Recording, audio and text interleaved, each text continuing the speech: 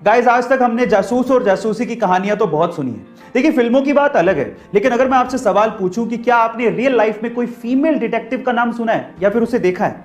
चलिए, आज इस वीडियो में मैं आप लोगों को इंडिया की पहली फीमेल डिटेक्टिव के बारे में बताता हूं। उनका नाम है रजनी पंडित। मुंबई की रहने वाली ये फीमेल डिटेक्टिव अभी तक 80,000 से ज्यादा केसेस को सोल्व कर चुकी हैं। उन्हें बचपन से ही स्पाई नोवेल पढ़ने का बड़ा शौक था, इसीलिए वो डिटेक्टिव बनना चाहती थी। लेकिन हर बार उन्हें यह कहा जाता था कि यह जॉब महिलाओं के लिए नहीं है। लेकिन उनकी मां का उन्हें बहुत सपोर्ट था, इसी वजह से उन्होंने केसेस लेना शुरू किया, उन्हें सोल्व करना शुरू किया और देखते ही देखते 1991 में उन्होंने अपना डिटेक्टिव ऑफिस मुंबई में खोल लिया।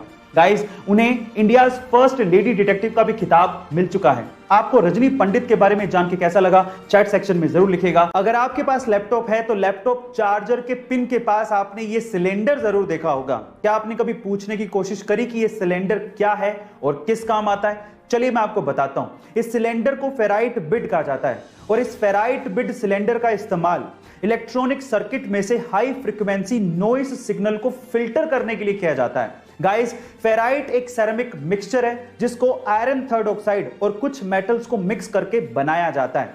अब ये सर्किट भी बेहद आसान तरीके से बनाया जा सकता है। सिर्फ इस सिलेंडर के चारों तरफ चार्जिंग वायर को लपेटना होता है और वो आसानी से नॉइस सिग्नल को फिल्टर कर लेता है। क्या आपको इसके पहले तक टेक्नोलॉजी का इफेक्ट पता था? और अगर नहीं पता था तो चैट सेक्शन में जरूर लिखिएगा। आज हम इंसानों की खुदगर्जी और भूख की वजह से इस धरती से एक और जानवर खत्म होने की कगार पर पहुंच गया है।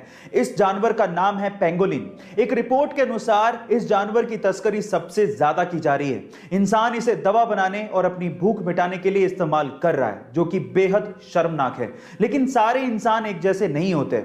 जिम्बाब्वे के फेलिट नकाटा इन जानवरों को बचाने के लिए कब से लड़ रहे हैं। वो इन्हें बच्चों की तरह पाल रहे हैं, इसी वजह से उन्हें पेंगोलिन मैन के नाम से पुकारा जाता है। गाइस, आज हमें इन बेजुबान जानवरों के लिए आवाज उठानी होगी, नहीं तो हमारा एग्जिस्टेंस भी एक दिन खत्म हो जाएगा। इसलिए चैट में प्लीज लिखिए save pangolin save earth. Thank you so much. एक बार किसी लड़के ने नेटफ्लिक्स का टैटू करवाते हुए आर्म पे लिखवाया नेटफ्लिक्स एंड चिल और उसे सोशल मीडिया पर नेटफ्लिक्स को टैग करते हुए शेयर कर दिया।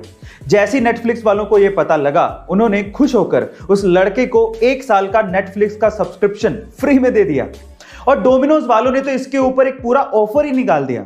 रशिया में डोमिनोज वालों ने यह अनाउंसमेंट किया कि जो भी डोमिनोज का टैटू अपनी आर्म पर करवाएगा और उसे सोशल मीडिया पे शेयर करेगा, उसे 100 साल के लिए डोमिनोज का पिज्जा फ्री में दिया जाएगा। अब ये ऑफर चलना था 2 महीने, लेकिन कंपनी के अनुसार इस ऑफर को 5 ही दिन में बंद करना पड़ा क्योंकि टैटू करवाने वालों की भीड़ लग गई थी। Oh my God.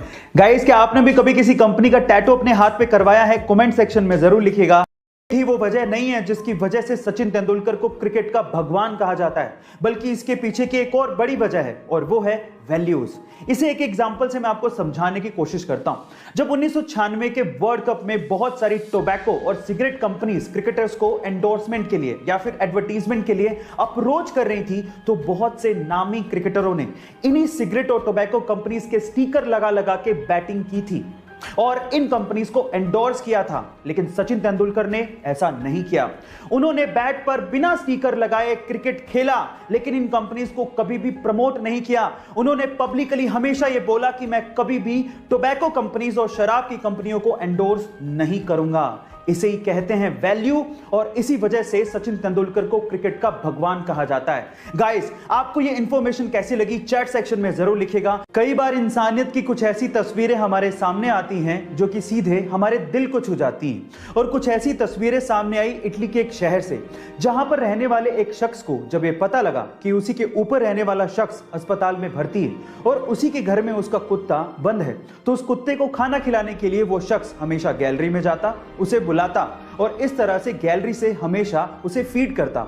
और उसने उस कुत्ते को तब तक खाना खिलाया जब तक कि उसका पड़ोसी अस्पताल से ठीक होकर घर पे नहीं आ गया। गाइस, आपको इंसानियत की ये तस्वीरें कैसी लगी चैट सेक्शन में जरूर लिखिएगा। आज हर कोई ये चाहता है कि उसके चेहरे पे ग्लो हो, अब चाहे वो लड़का हो या लड़की। तो आज इस वीडियो में मैं आप लोगों को चेहरे पे ग्लो लाने के कुछ घरेलू तरीके बताता हूं।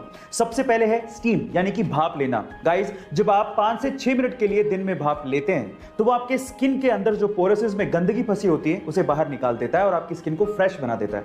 दूसरा है गुलाब जल यानी कि रोज वाटर। गाइस, गुलाब जल यानी कि रोज वाटर आपकी डल स्किन को भी फ्रेश कर देता है। अब इसे आप फेस पैक में डाल के भी यूज कर सकते हो और डायरेक्टली भी आप इसे छिड़क सकते हो अपने चेहरे पे और गंदगी साफ कर सकते हो। और तीसरा है कॉफी बीन्स या कॉफी का पाउडर। इसके लिए आपको क्या करना है, कॉफी का पाउडर लेना है और उसमें कच्चा दूध मिलाना है और फिर उस मिक्सचर से अपने चेहरे को स्क्रब करें 5 से 6 मिनट के लिए। गाइस, आपका चेहरा एकदम ग्लो करने लगेगा। ये घरेलू तरीके आपको कैसे लगे चैट सेक्शन में जरूर लिखिएगा और ऐसे अमेजिंग वीडियोस के लिए यूट्यूब पे हमारे चैनल को सब्सक्राइब कर लीजिएगा, वीडियो को शेयर करिएगा और लाइक करना मत भूलिएगा। मिलता है अगली वीडियो में।